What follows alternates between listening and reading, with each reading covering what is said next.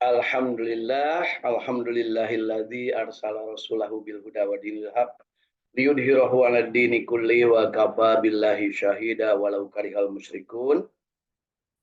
Alhamdulillah pagi ini kita hidup dalam keadaan sehat walafiat, penuh berkah, dan tentunya kita ingin hidup ini juga diberikan oleh Allah Subhanahu wa taala kesempatan untuk selalu menjadi abdinya Allah, dan kita merindukan untuk dipanggil dengan panggilan indahnya, ya ayyatuhan nafsul mutmainnah irji'i ila rabbiki radiyatan mardiyah wadkhuli fi ibadi wadkhuli jannati. Kita ingin menjadi abdinya Allah dan ingin menjadi orang yang dipanggil ke dalam kelompok orang-orang yang menjadi penyembah Allah, dan pada saatnya nanti menjadi orang yang menjadi penghuni surganya Allah. Amin ya Allah ya Rabbal Alamin. Pagi hari ini ada sebuah pertanyaan menarik dari salah seorang sahabat di Jinten Mutmainnah yang selalu bahagia istiqomah untuk berjamaah baca Al-Quran, yaitu tentang bagaimana yang namanya kurban. Apakah kurban sapi itu boleh untuk satu orang? Ataukah kurban kambing itu boleh untuk banyak orang? Nah, ini kan pertanyaan yang luar biasa, yang kalau dilihat dari keumumannya kita paham bahwa yang namanya kambing itu biasanya kalau kurban hanya untuk satu orang. Setiap orang kurban namanya disebutkan. Nah, kemudian kalau sapi biasanya disebutkan untuk 7 orang. Nah, kebiasaan-kebiasaan atau syariat-syariat itu di dalam mazhab Imam Syafi'i itu berlaku dan di kita sangat populer.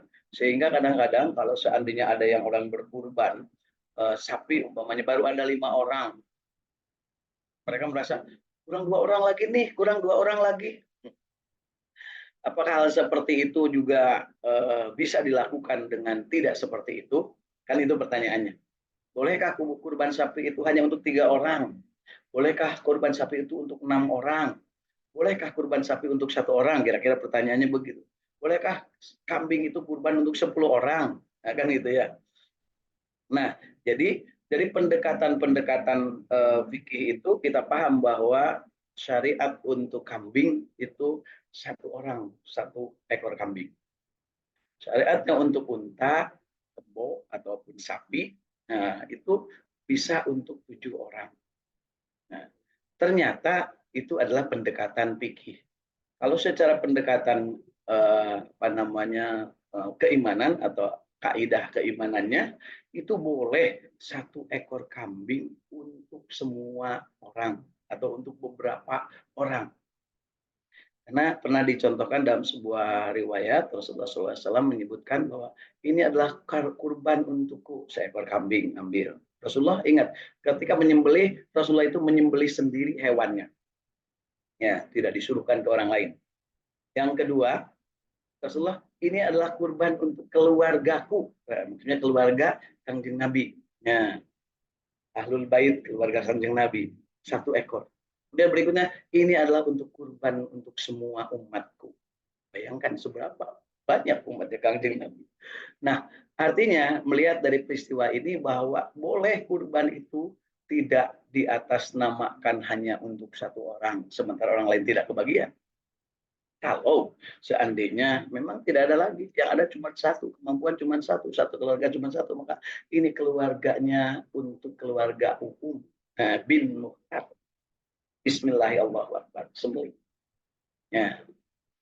Demikian juga kalau seandainya saya punya ratusan ekor kambing, saya kurban ratusan ekor kambing. Nah, Rasulullah pernah menyembelih 63 ekor kambing.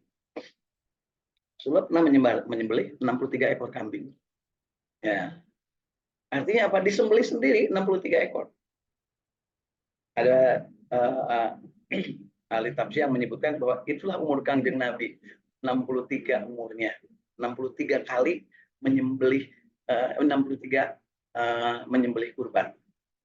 Dan itu tentunya syariat itu dilakukan sehari dalam tahun menjelang Rasulullah wafat atau meninggal dunia, ketika sedang melaksanakan haji wada. Jadi kurbannya 63 ekor.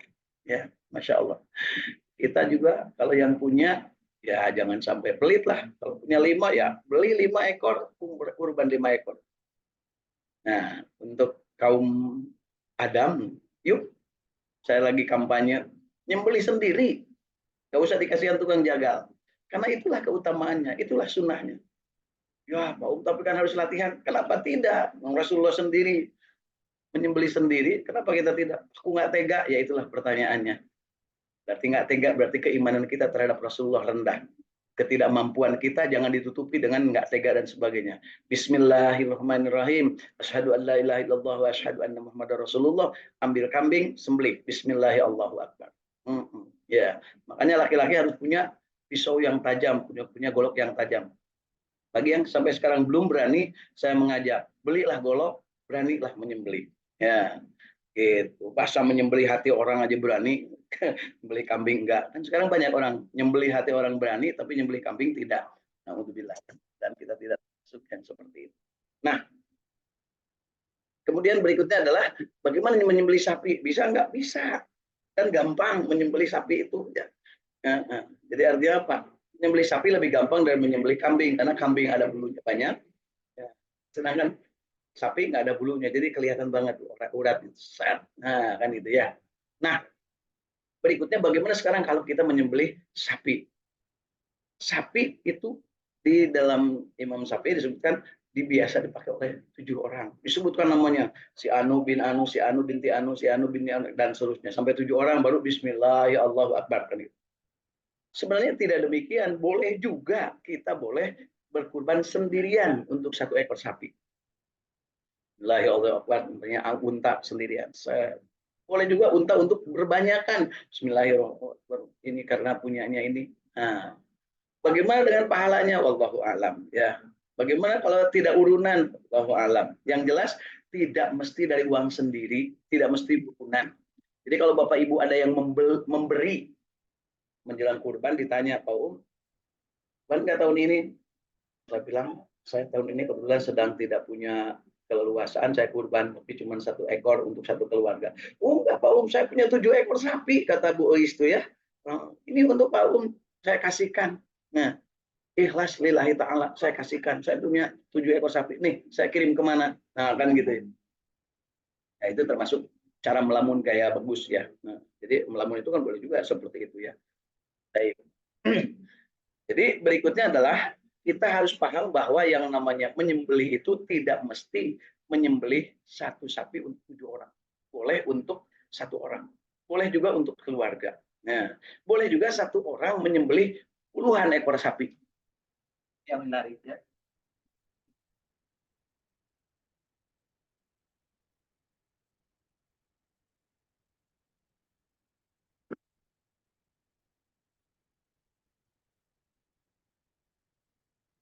Artinya kita boleh menyembelih lebih dari 1 ekor untuk 1 orang. Nah, karena kita banyak dibingkai oleh fikih dibanding dibingkai oleh apa namanya sejarah, maka seolah terpaku seperti itu. Kalau nggak dapat 7 orang teman, maka tidak jadi bebannya. Bukan begitu ya. Boleh melakukan dengan hal yang seperti dilakukan Rasulullah, menyembelih 1 ekor untuk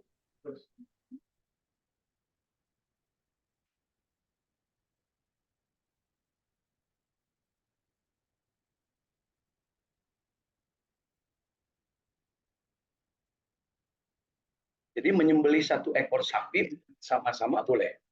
Nah, tadi diceritakan bahwa domba pun boleh disembelih untuk bersama-sama. Jadi artinya tidak ada masalah. Kalau ketika kita ingin menyembelihnya untuk bersama-sama 1 ekor kambing, maka boleh. Dengan catatan bahwa itu karena keadaan, karena ketidakmampuan. Jangan sampai kita itu terkungkung oleh bahwa satu untuk bersama, bahwa satu itu untuk 1 orang. Nah, begitu ya. Nah, mudah-mudahan ini termasuk bagian dari ikhtiar kita. Tapi kembali kepada kebiasaan di kita bahwa 1 ekor domba untuk 1 orang, 1 ekor sapi untuk 7 orang. Tetapi jangan sampai menjadikan kita tidak lurus niat ketika akan membeli 1 ekor sapi karena tidak ada yang 7, akhirnya batal.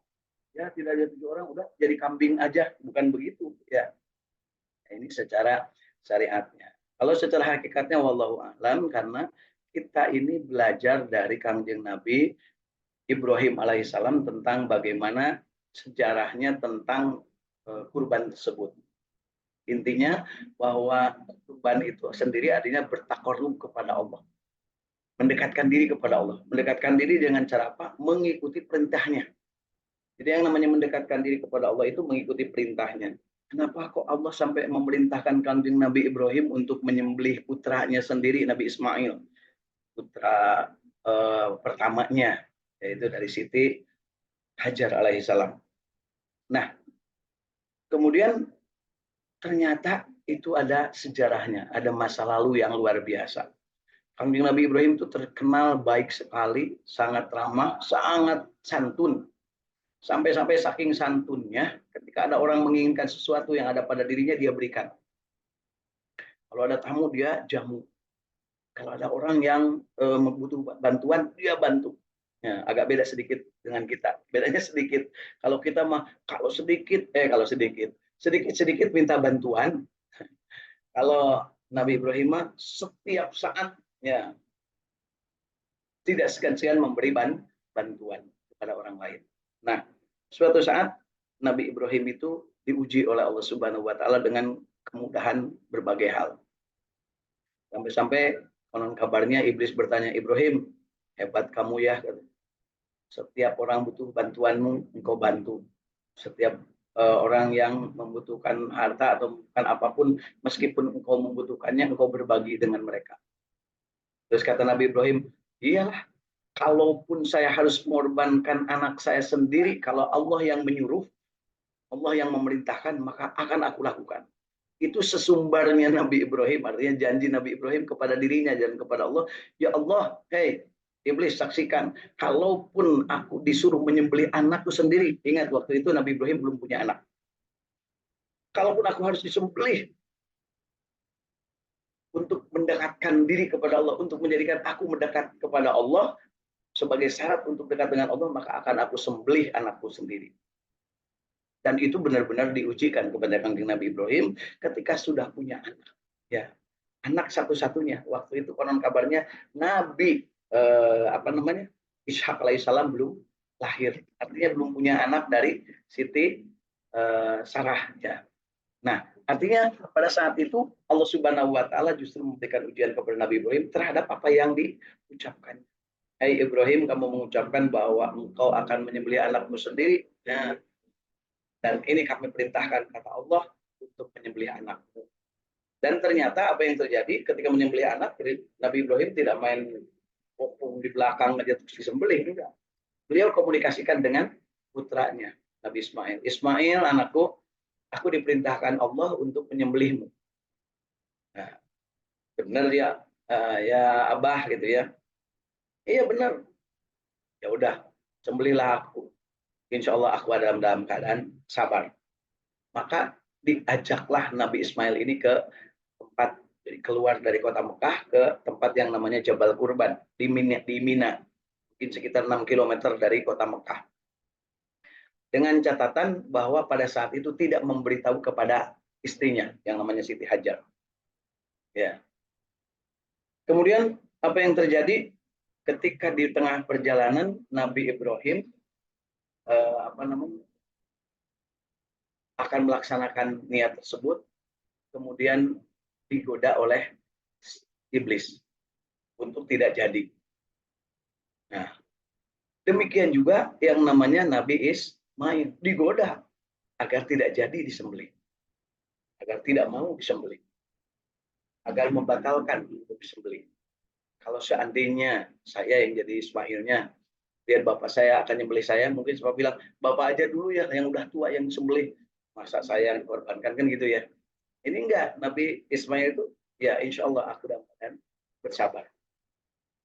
Kemudian iblis menggoda Siti Hajar. Ingat Siti Hajar tadi tidak tahu bahwa Ismail itu akan disembelih, akan dikurbankan. Iblis kasih tahu, Hajar, tahu nggak bapaknya Ismail yaitu Ibrahim suamimu membawa Ismail jalan itu bukan barang jalan loh. Dia mau menyembelih anaknya, menyembelih Ismail. Ingat Siti Hajar adalah ibunya yang sangat sayang kepada Nabi Ismail. Dan apa kata Siti Hajar? Kalau itu adalah perintah Allah, maka aku yakin Ibrahim adalah orang yang menjalankan perintah Allah. Digoda begitu, tidak tergoda juga. Akhirnya apa yang terjadi? Dilempar si iblis gitu ya oleh Siti Hajar. Kabarnya digoda berkali-kali sampai dilemparnya itu 3 kali. Ya. Demikian juga Siti no, Nabi Ibrahim digoda untuk tidak menyembelih, dilempar juga, melemparnya sampai 7 kali lemparan. Mohon maaf tadi Siti Hajar sampai 7 kali digoda dan melempar dengan 7 batu. Ya, dilempar si iblisnya. Ya, maksudnya iblis waktu itu menjelma. Ya. Kalau sekarang Bapak Ibu jangan coba-coba melempar iblis, pasti kena jidat orang. Ya, nah Bapak Ibu tidak melihat iblis. Ya, lihatnya orang. Berikutnya adalah demikian juga sih yang namanya Nabi Ismail melempar dengan 7 kali lempar. Nah, lemparan-lemparan itu dicerminkan dalam fokus kegiatan yang namanya jumroh di melempar jumroh di Mina bagi jemaah haji pada tanggal 10, 11, 12, dan 13 bulan Dzulhijjah.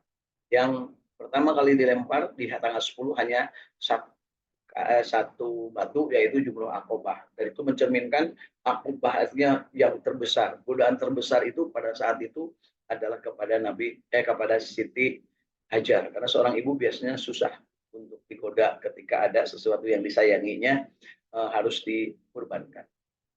Nah, yang dilemparnya pada hari pertama atau di hari Idul Adha itu adalah jumroh Aqobah. Nah, kemudian terlaksana atau tidak penyembelihan itu. Nah, penyembelihan itu terlaksana. Artinya apa?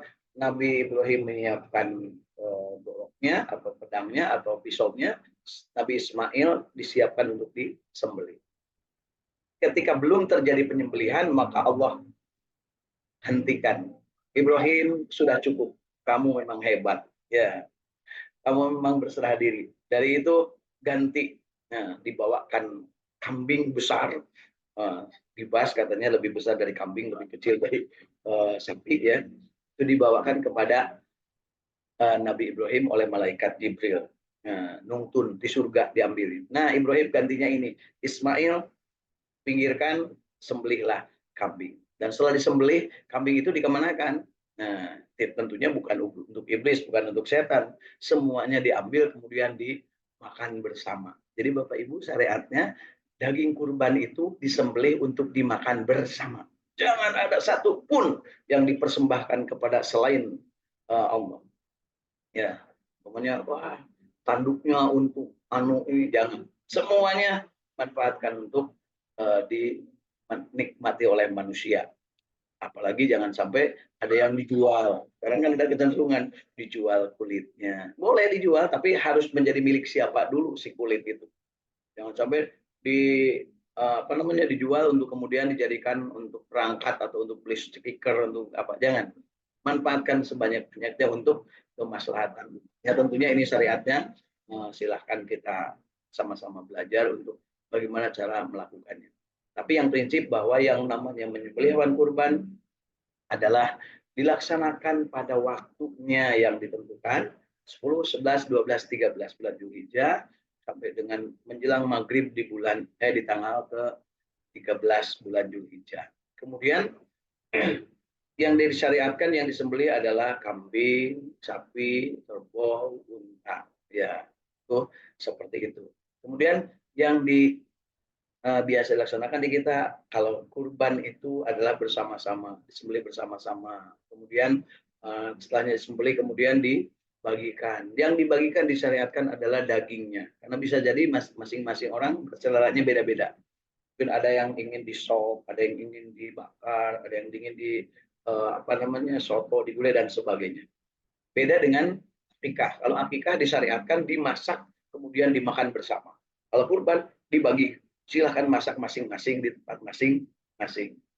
Tapi boleh nggak makan bersama di situ? Boleh. Ya. Jadi begitu selesai nyembelih, kemudian ambil. Kalau Rasulullah punya kebiasaan katanya hatinya ambil, kemudian digoreng bersama, kemudian dimakan. Dan itu yang disebut bahwa kalau seandainya Idul Fitri, kita itu sebelum sholat Id harus makan minum dulu, batalkan saumnya. Kalau untuk kurban, yaitu sholat Idul Adha disyariatkan untuk tahan dulu makan sampai dengan nanti makan dengan memanfaatkan daging kurban. Artinya apa? Yang namanya setelahnya sholat Idul Adha, kemudian segera nyembelih kurban, ambil hatinya dulu, goreng dulu, atau mungkin dibakar dulu, baru dimakan bareng. Jadi buka bersamanya itu, nah ini buka bersama yang indah adalah ketika kita selesai sholat Id, buka bersama dengan memanfaatkan yang namanya daging dari hewan kurban. Mudah-mudahan kita termasuk yang melakukan hal-hal yang menjadi kebiasaan Rasulullah dalam kehidupan kita. Ya. Kemudian yang namanya hewan kurban ini harus yang sehat, yang sempurna, tidak cacat. Kemudian juga yang memang secara ukuran waktu atau ukuran besarnya atau ukuran umurnya harus sudah dewasa. Jangan yang kecil dijadikan kurban. Kemudian kurban juga harus disyariatkan dengan cara apa? Dengan cara disembelih dan menyembelihnya harus sempurna. Ya, dengan ucapan Bismillahirrahmanirrahim. Kemudian membagikannya dengan cara apa? Pembagian hewan kurban beda dengan zakat. Kalau zakat itu dibagikan hanya untuk orang-orang yang beriman, yang 8 asnaf.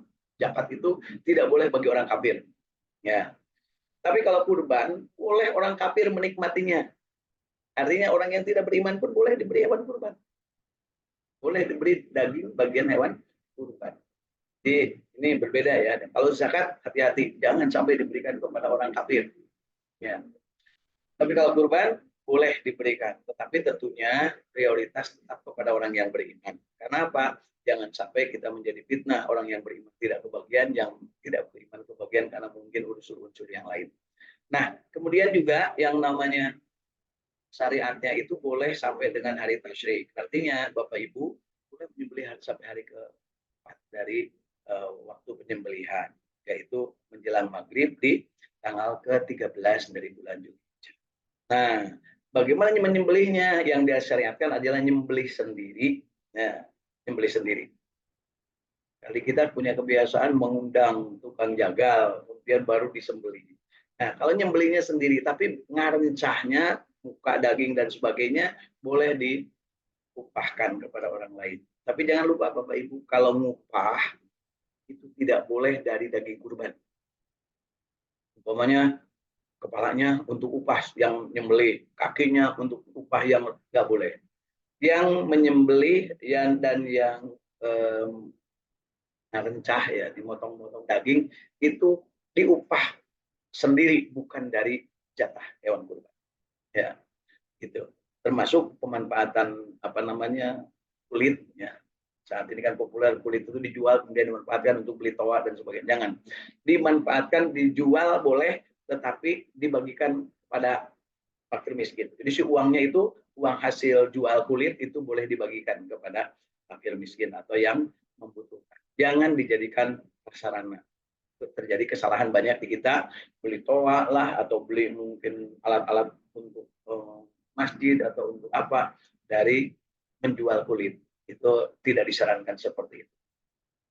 Kemudian berikutnya adalah yang harus kita pahami juga bahwa ketika sedang menyembelih, kalaupun tidak menyembelih sendiri, maka disyariatkan melihatnya selagi memungkinkan. Tapi kalau kita kurbannya 100 ekor, disumbangkan sana, ini manusia ya, orang, bukan perusahaan. Nah, sekarang kan yang lama kurban itu perusahaan. Kurban atas nama perusahaan kolang-kaling. Itu bukan kurban, itu nyembelih hewan. Gitu ya. Kan kemarin ada kurban atas nama pabrik rokok, naudzubillah ya. Yang kurban siapa gitu? Orang Yahudi yang punya pabriknya si Soros kan gitu. Jadi kurban itu mari kita sempurnakan praktek kehidupan kita dengan cara yang sebaik-baiknya. Bisa jadi kita berbuat kesalahan sebelumnya dengan kurban-kurban yang tidak sesuai syariat. Yuk kita saatnya memperbaiki. Saat ini kita perbaiki bagaimana cara kurban yang benar, bagaimana cara berkurban sesuai dengan syariat sehingga kita mendapatkan nilai-nilai dari pahala ibadah kita. Jangan lupa sekali lagi, kurban adalah ibadah. Segala sesuatunya harus dikemas sesuai dengan nuansa ibadah. Jangan sampai kita mengorbankan diri dengan melalaikan nilai-nilai ibadahnya. Ikuti tahapannya, ikuti syarat dan ketentuannya, Kemudian mintakan kepada Allah untuk diterima kurban kita. Jadi doa kita adalah diterima kurban kita. Kambingnya, dagingnya, bulunya, semuanya tidak akan sampai kepada Allah. Yang akan sampai kepada Allah adalah keikhlasan. Keikhlasan adalah doa dan harapan kita. Jadi yuk kita berkurban dengan sebaik-baiknya sehingga pada saatnya kita akan mendapatkan kesempurnaan dari ibadah yang kita lakukan. Bagi Bapak Ibu yang saat ini mungkin belum mampu membeli sendiri kambing, nggak apa-apa, urunan bersama-sama yuk. Kamu punya bapak, kamu punya bapak, yuk kurban bersama-sama. Kurban bersama-sama itu boleh, tetapi tentu saja bukan berarti harus diatasnamakan seseorang. Yuk kita kurban yuk, satu kampung satu aja yuk, ya boleh. Tapi masa di kampung itu nggak ada yang kaya satupun yang bisa membeli hewan kurban? Dan inilah yang diancam oleh Rasul Sallallahu Alaihi Wasallam dengan ancamannya yang kalau boleh disebut ancaman ini sangat keras, yaitu barang siapa yang punya kemampuan tapi dia tidak mau berkurban, maka jangan dekat-dekat dengan masjidku. Artinya dianggap keluar dari ajaran agama Islam. Orang yang mampu berkurban tetapi tidak berkurban, itu dianggap keluar dari Islam. Jangan dekat-dekat masjid. Artinya apa? Kalau jangan dekat masjid berarti ya ke kuil, ke pura, atau mungkin ke gereja. Berarti bukan Islam. Jadi ini yang harus kita perhatikan.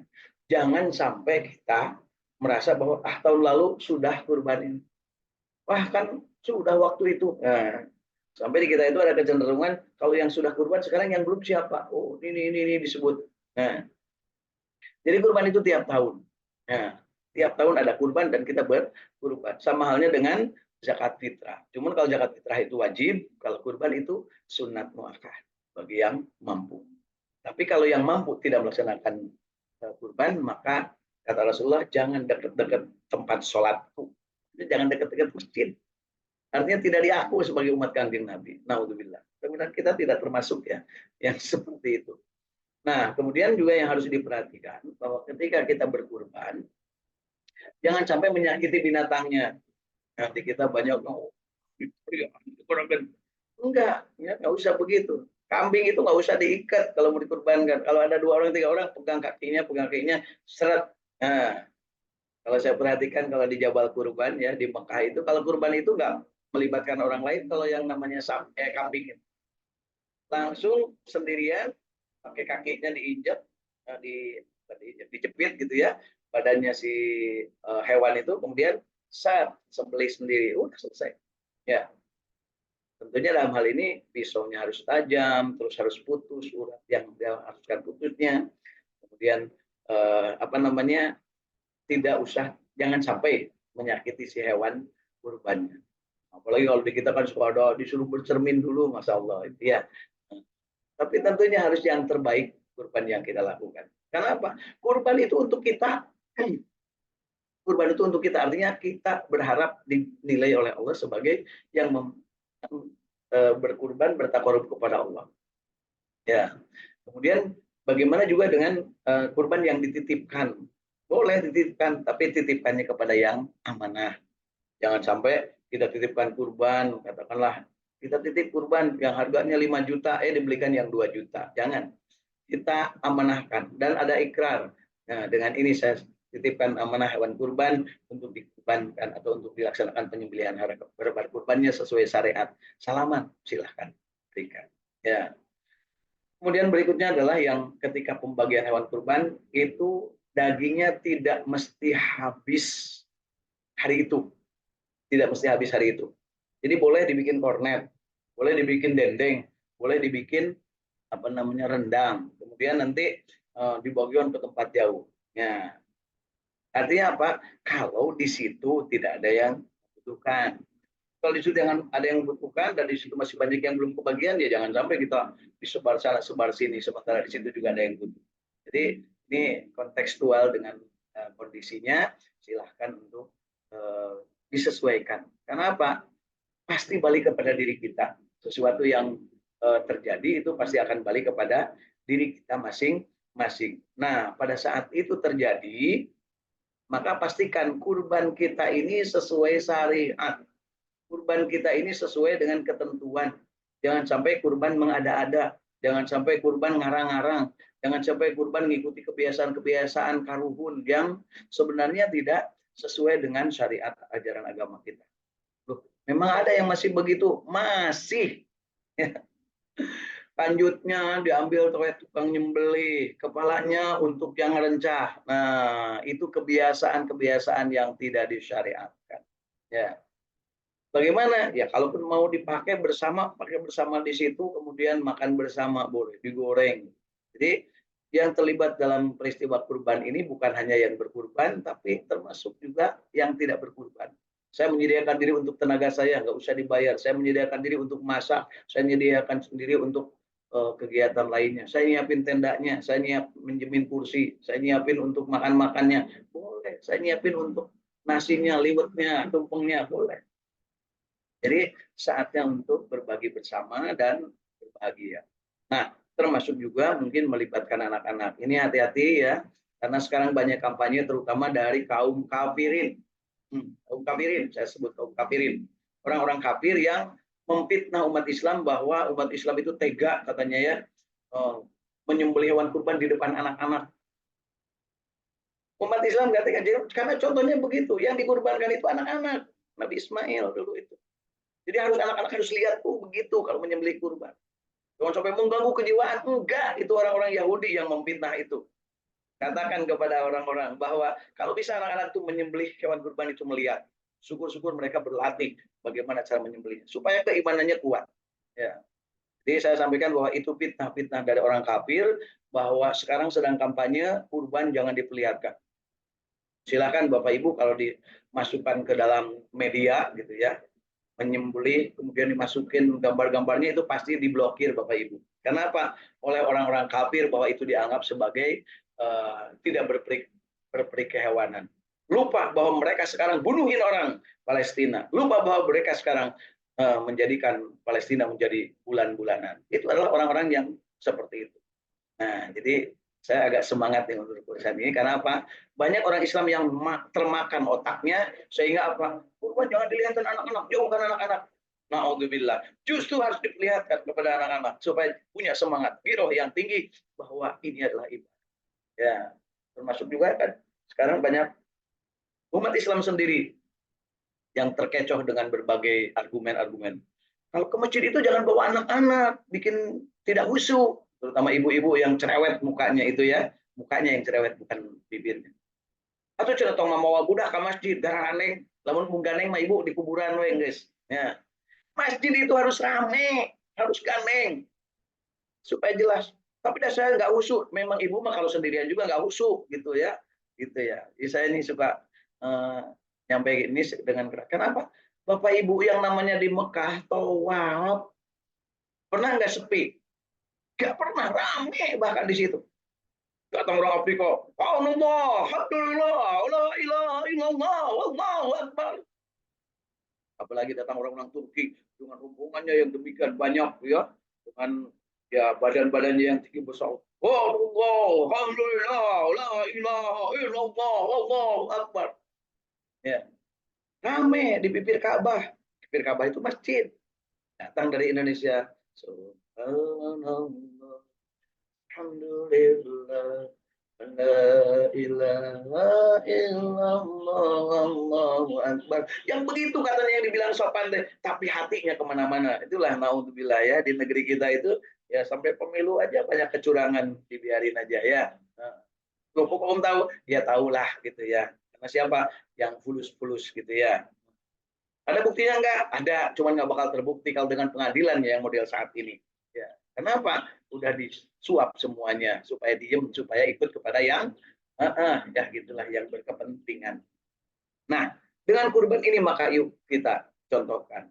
Dengan kurban ini maka contohkan anak-anak bawa, lihat, perlihatkan.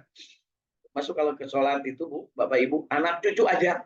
Kalau perlu masjid itu ramai, ramai. Ya, ingat Rasulullah SAW ketika sholat di depan Ka'bah pernah ditimbukin oleh kotoran unta dan diketawakan oleh Abu Jahal, Abu Lahab, dan Abu Gosok dan Abu Jelek yang lainnya. Apakah Rasulullah mengurangi kehusuannya? Tidak. Tetap dia khusyuk. Yang sedih melihatnya adalah putrinya, Siti Fatimah. Sampai akhirnya sambil nangis, ya Rasulullah, kenapa jadi seperti ini? Kata Rasulullah, biarkan saja. Oh Allah sudah maha tahu. Nanti mereka juga akan sebagian besar akan masuk agama Islam. Insya Allah ya. Jadi Bapak Ibu, terutama ibu-ibu nih yang suka cerewet lihat anak-anak ramai di masjid, nggak apa-apa, ramai di masjid nggak apa-apa. Ingat tadi di Masjidil Haram ramai, ya. Di Masjid Nabawi juga Bapak Ibu, ya.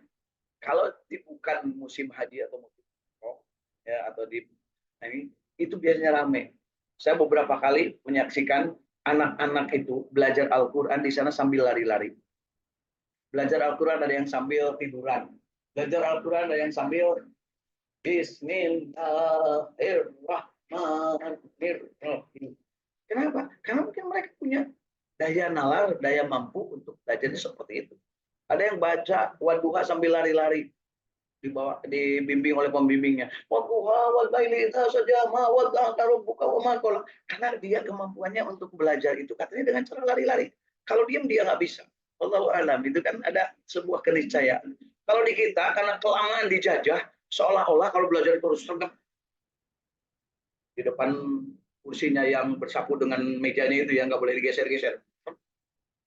Oh, kalau ada yang ngomong sedikit aja, tok, gitu ya. Serem ya. Di negeri kita itu serem. Kenapa? Kebanyakan mentalnya sudah termakan oleh mental jajahan, termasuk para pembimbingnya. Jadi penjajah kebanyakan sekarang, Bu ya. Termasuk para pejabatnya juga sekarang banyak yang jadi penjajah kan. Senang mengantrikan orang untuk menerima sembako. Itu tuh kelakuan penjajah Bu, kolonial yang model begitu. Dan bangsawan-bangsawan yang dulu yang memang diwarisi penjajah untuk melakukan seperti itu. Kalau Rasulullah tidak begitu, ya tidak begitu, tidak senang mengantrikan orang. Bahkan beliau tuh mikul jakatnya sendiri dibawa ke rumah-rumah. Sampaikan. Sayyidina Umar pun kabarnya bawa gandum sendiri digotong dibawa ke rumah orang miskin.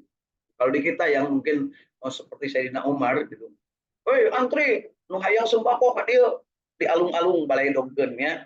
Naudzubillah. Mudah-mudahan negeri kita segera cager dari keadaan seperti itu dan pejabat-pejabat yang model begitu mudah-mudahan segera dimusnahkan dari muka bumi. Dimusnahkan itu apa? Kelakuannya hilang dan diganti dengan yang baik. Orangnya sih nggak apa-apa kalau masih bisa mungkin mendapatkan hidayah, kita doakan mudah mendapatkan hidayah. Tapi kalau nggak mungkin mendapatkan hidayah, Allah Maha tahu harus diperlakukan apa manusia-manusia yang bejat, biadab, durjana, dolim dan khianat terhadap apa yang diamanahkan rakyat. Nah, jadi pesan di pagi ini dalam rangka uh, menjelang Idul Kurban, ya, nah kita niatkan ke dalam diri kita.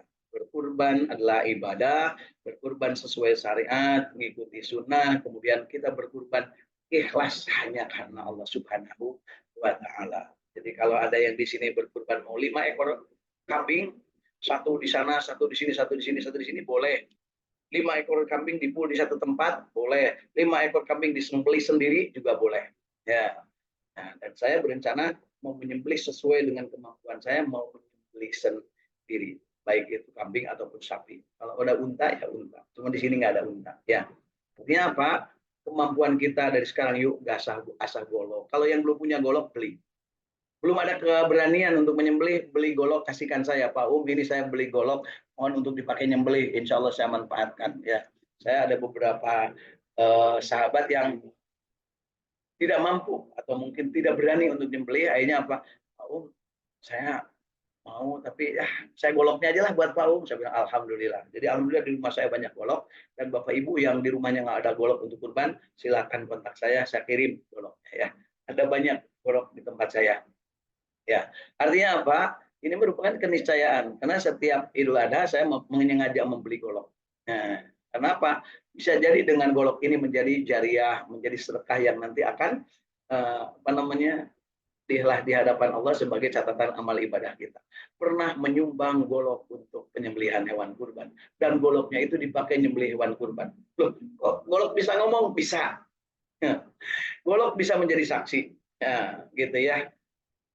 Jadi jangan khawatir, banyak perbuatan amal yang bisa kita lakukan. Yuk kita sama-sama, terutama yang sudah pernah menunaikan ibadah haji dan umroh, sudah pernah ke Arafah, sudah pernah bertawaf di Baitullah, sa'i dan juga tahallul, berkain ihram, maka yuk bersihkan kalbu kita, niatkan untuk selalu bertawaf mengitari keesaan Allah, kemudian selalu berikhtiar sa'i antara Safa dan Marwah, kemudian kita potong rambut-rambut kita dan bertahalul dan potong hewan kurban.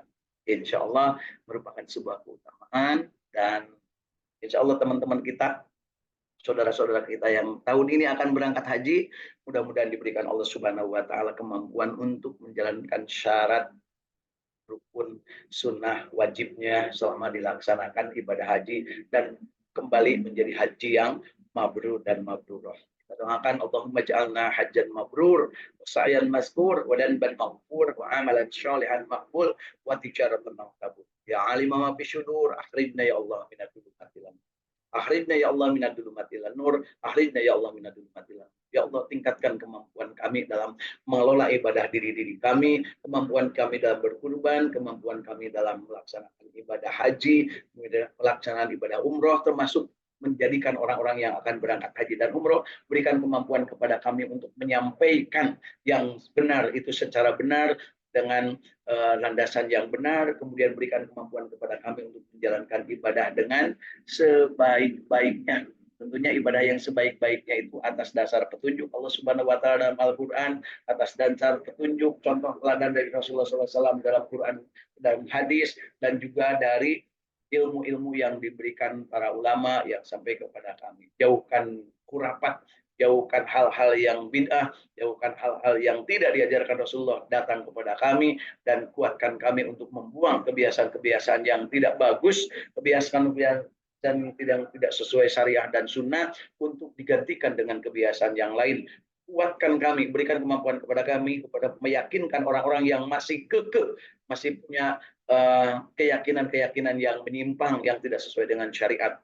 Ya Allah ya Rabbana, kuatkan kami untuk menyembelih hewan kurban di tahun ini, baik kurban untuk diri sendiri ataupun kurban untuk bersama-sama, menyembelih kepunyaan sendiri atau kepunyaan atau amanah dari orang lain. Jadikanlah diri kami ya Allah untuk membagikan hewan kurban dengan cara adil, jadikannya sebagai bagian dari kiprah syiar Islam.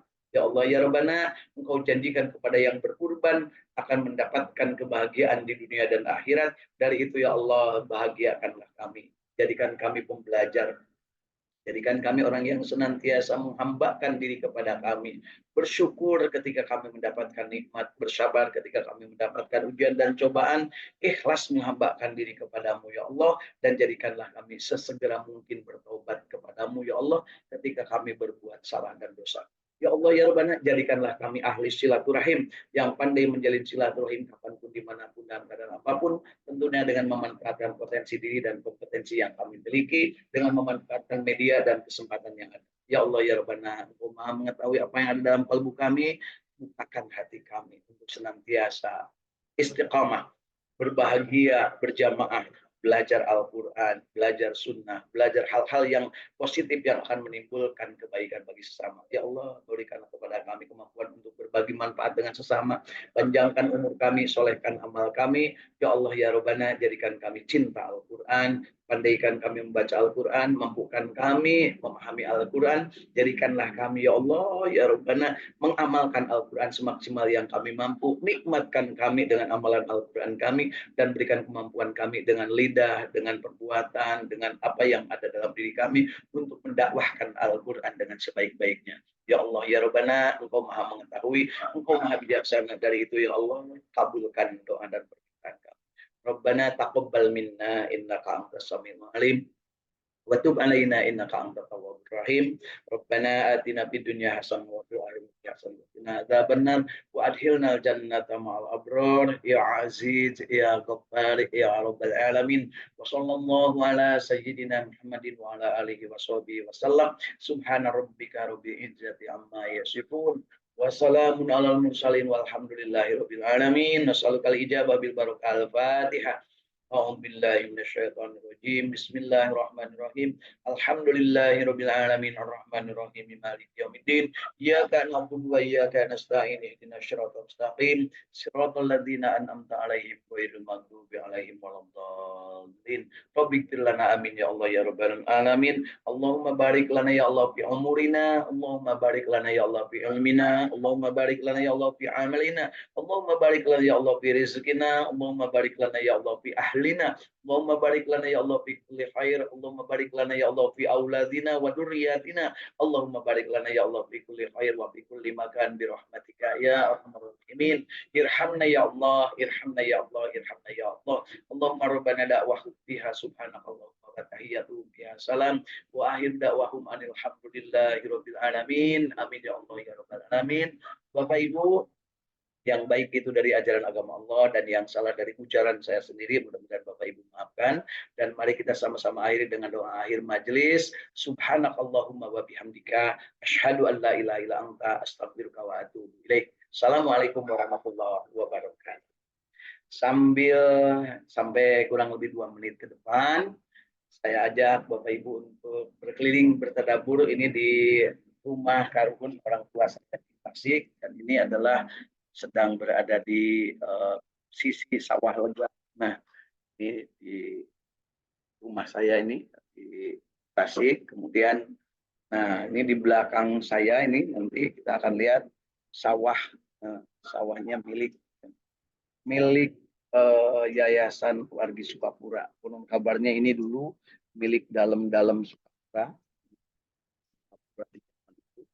Yang saat ini jasadnya terkubur di beberapa masjid di sekitar ini, diantaranya di depan itu adalah masjid yang namanya masjid itu ada Dahaga, dan ini ada sawah yang di sawah ini sedang pada panen ya, ini sedang baru sedang dibuat. Nah, di rumah saya ini juga ada tersedia yang namanya hewan lebah penghasil madu. Mudah-mudahan ini bagian dari ikhtiar untuk melanggengkan apa yang menjadi kebiasaan baik dari manfaat-manfaat lebah madu. Nah, ini dan itu daerah seberangannya adalah daerah-daerah yang menjadi penghasil duren, penghasil duku, dan penghasil apalagi manggis ya, daerah Salopa, Jatiwaras, dan sekitar ini. Di belakang saya juga ini kemarin kita sempat sampaikan panen duku di depan rumah. Nah ini di atas rumah ini ada pohon duku, dan hari ini dukunya sudah habis, artinya panennya sudah selesai. Dan tentu saja kita berharap kebaikan yang kita lakukan ini dinilai oleh Allah Subhanahu wa taala sebagai bagian dari ibadah. Tiada nikmat yang bisa kita syukuri kalau tidak kita menyiapkan diri untuk bersyukur. Yuk, insya Allah semuanya akan jadi kebaikan. Dan tentu saja saya sampaikan hormat saya mulianya untuk Bapak dan Ibu semua yang saat ini sedang berniat untuk beribadah, terutama ibadah haji dan melaksanakan ibadah Idul Adha termasuk kurban di dalamnya. Yuk, billahi taufiq wal hidayah. Assalamualaikum warahmatullahi wabarakatuh.